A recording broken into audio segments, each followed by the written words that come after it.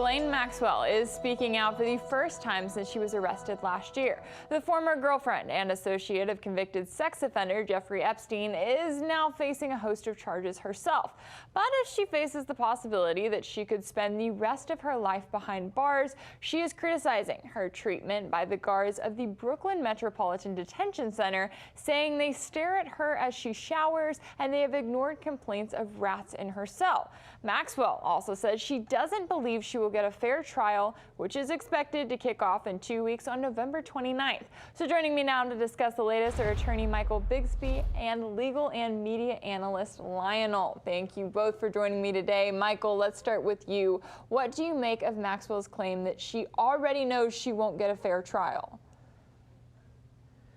Well, I'm not surprised at that coming from the defendant, obviously. One of their strategies is going to be to lay as many seeds for a potential appeal. If the verdict ends up not in her favor, that they're going to be able to fight it. And to try to lay that groundwork as well beforehand is going to be a fight against some of the negative media coverage. It's not a lot of positive media coverage given the situation with Epstein and given what the allegations are here. It's pretty bad conduct. So I think it's definitely tough, and I think that's probably part and parcel to her legal strategy in the case is going to be deflect away and try to create some sympathy for herself. Right, and certainly talking about it beforehand and saying it's not going to be fair, and then she's hoping that she can come back around and say, hey, I told you it wasn't going to be fair if the outcome looks to be at least what she seems to think that it's going to be. Now, Lionel, when we're looking at the comments we heard from Maxwell, I mean, from rats to creepy guards, she seems to be looking to gain sympathy from the public right now. But how do statements like that affect her case when she's going up against charges of sex trafficking children? Well, the first thing is, point number one, is that she is presumed innocent. She hasn't been convicted of anything. She is as guilty as all of us, not at all. And what they do to people is they confuse in this kind of a Joe Arpaio world that you make people who are awaiting trial suffer. Point number two, I don't know what she's possibly going to have as a defense in her case. What, you got the wrong person, it's not me?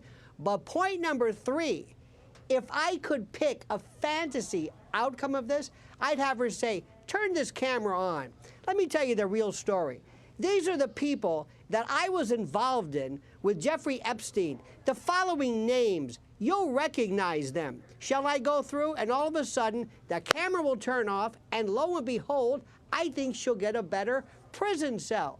Because what I don't understand is, where are the tapes? Where is all of the evidence? Where are all of the people that she knows that she actually was a part of, allegedly, in acting as a broker, so to speak, for this sex predation and child abuse? I mean, what is she waiting for?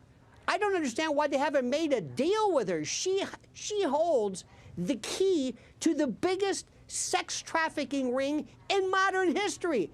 And she's arguing about granny pants and her underwear doesn't fit. I mean, come on. I mean, there's something not right with this. Yeah, it really is interesting the fact that she's not, or at least does not seem to be, speaking up more and kind of giving that list, because you know that she has the information. Right now she's looking at spending the rest of her life behind bars. I mean, I guess now is as good a time as any to talk. But now, Michael, when it comes to people who are talking, we know that there are several women who have accused Epstein of abusing them when they were children, including Virginia Giuffre, who are expected to testify as part of this trial. So how much of a role are they likely to have in this and what could end up being Ghislaine's sentence? I think they're a big part of it. I think they play a key role.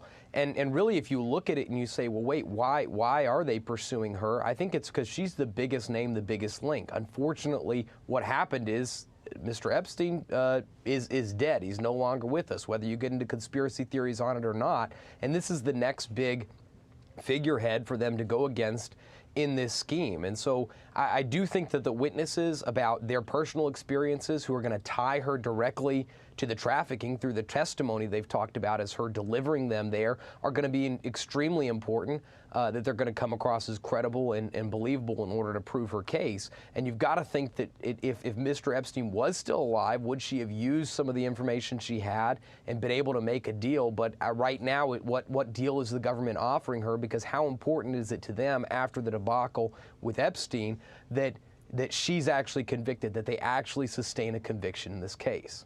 All right, especially after all that they have gotten wrong literally in the last several decades whenever it comes related to Jeffrey Epstein. Now, Lionel, speaking of some of those big figureheads, I mean, even if Ghislaine Maxwell doesn't start bringing up names of Epstein's friends and people that she worked with, how likely is the spotlight to turn to others, such as, say, Prince Andrew and the like, after her trial is over and to start pursuing cases against them possibly? Well, the trial is over. How about in the middle of the trial? You know, right up the street from where I am right now was the Epstein mansion. This was a recording studio for years, and his islands and his planes. Where are the thousands, perhaps, of hours of thumbnails and disk drives and hard drives? She's going to go through the list, and I can't wait until her lawyer says, well, let's talk about your involvement. What exactly did you do? Well, I didn't, I guess, contract with young women for me. It was for A, B, C, D, E. Just imagine this. Hold it, cut. Well, there's no cut in a trial because the government, remember, they wanted this, they've got it. So she's going to start singing and telling everything because her attitude is, look, if you want to bury me, go ahead. But I'm going to take a lot of people with me because this stinks. I'm much more powerful than you think I am, and I want to be treated with respect. I know that sounds kind of corny, but that's exactly what she thinks. She's not somebody off the street. She's serious.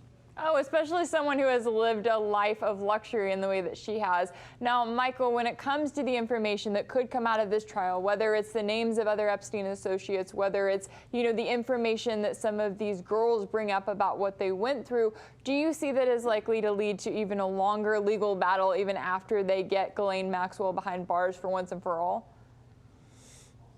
Sure, I think that's entirely possible. Is that, does this lead to other people? Are there other people involved? And I think that's a fair point. But does Maxwell even testify in the case? I'm not so sure she will. I mean, traditionally, the idea is that she can't be forced to. She can invoke a Fifth Amendment right. She's not going to have to necessarily testify. But the legal strategy and what they're going to do to defend the case, that's the bigger question. But I think you're 100% right. Does this lead to future prosecutions? Are there additional people who are implicated in this? I think you have to listen closely to the testimonies that's coming out. And I think there even might be stuff in the trial that doesn't happen. The government's already working on behind the scenes with other people who might be implicated in this and who are probably already under investigation. Yeah, certainly a lot to look forward to there. Lionel, we've got about 30 seconds left. I'll give you the final word here. Well, remember, the bottom line is the people who have been victimized by Ghislaine, allegedly, and Epstein are the countless women who could come into court and say, let me tell you who abused me. I'm still waiting for this. Ghislaine Maxwell she's a nobody. What about the women who were basically raped and basically trafficked over the years? What about their abusers? We're only talking about two people, Epstein and Ghislaine. Where are the others? That's what I want to hear. Yeah, and hopefully we will hear from them and they will finally get their day in court. Lionel and Michael Bixby, thank you so much for your time and insight on this one. Thank you. Thank you.